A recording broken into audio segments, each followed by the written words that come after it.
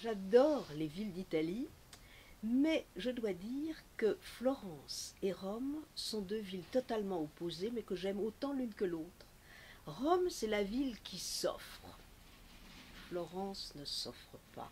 Il faut découvrir Florence, il faut franchir le côté un peu froid que la ville offre à l'extérieur pour pénétrer dans son âme par l'intermédiaire d'un nombre d'œuvres d'art exceptionnelles.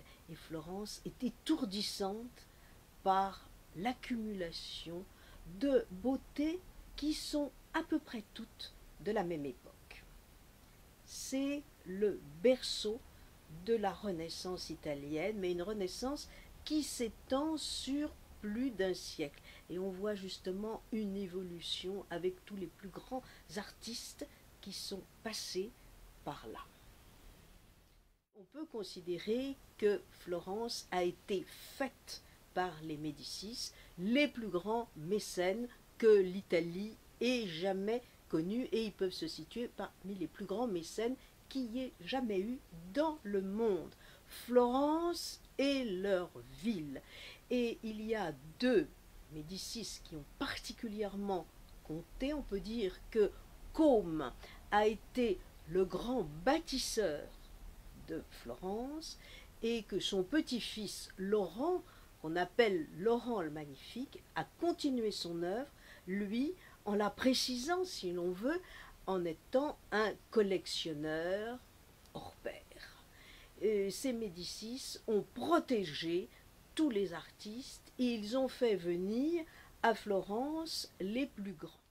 Sur la place de la Seigneurie, qui est le cœur de la ville de Florence, il y avait la galerie des offices qui avait été créée par les Médicis, et de l'autre côté de l'Arno, le palais Pitti.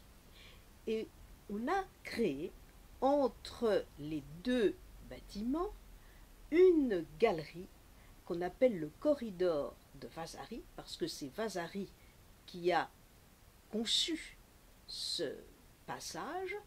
Et dans ce corridor de Vasari que nous allons pouvoir visiter, eh bien, on admirera un grand nombre d'œuvres d'art qui sont accrochées là sans qu'il y ait véritablement de suite chronologique entre les œuvres. C'est une visite tout à fait exceptionnelle qui nous est réservée.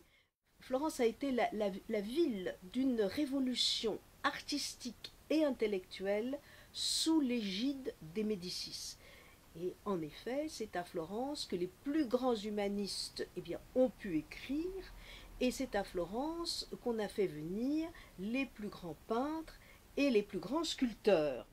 Botticelli, dont on admirera aux offices évidemment la naissance de Vénus et le printemps, pour ne parler que de ces deux œuvres-là, qui sont d'inspiration, disons, antique, alors qu'il y a toute une partie de l'œuvre de Botticelli qui est d'inspiration religieuse. Il y a deux parties dans la vie de Botticelli.